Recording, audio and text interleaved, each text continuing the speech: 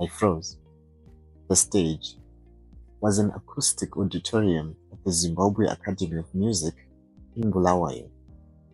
I wouldn't be surprised if it was known as the Whispering Gallery because the acoustics there were out of this world.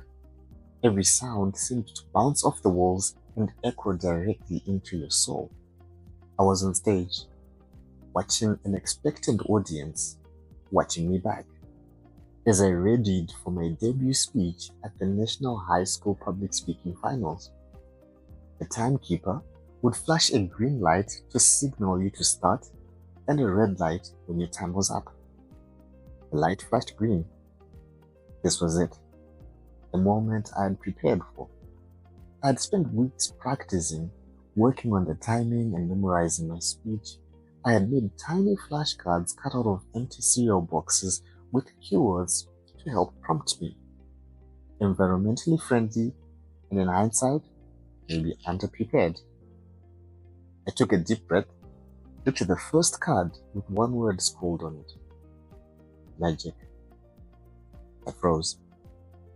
My mind went blank. I couldn't remember what came next. I forgot how to talk. The lights were on, the camera was rolling, but no one was home.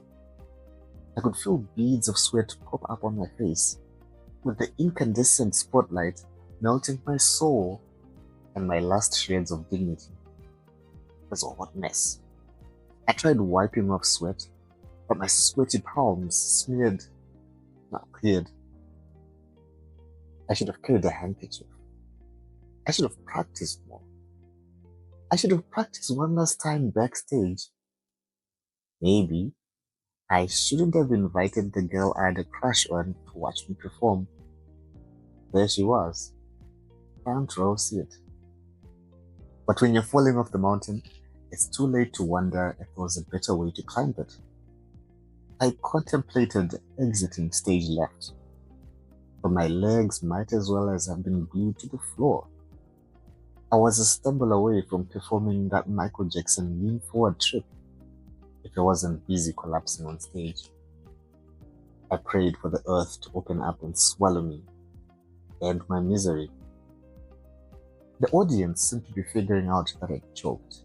I could hear whispers, quiet at first, growing louder, then giggles perhaps. The enforcers looked ready to escort me off the stage. Their job was to primarily remove speakers who went over the time limit when the red light was flashed. I suppose they could also do a messy removal of those who choked. I glanced at the countdown timer and realized that not much time had passed. Time moves weirdly when you're in front of an audience, making a mess of things, and I was a hot mess.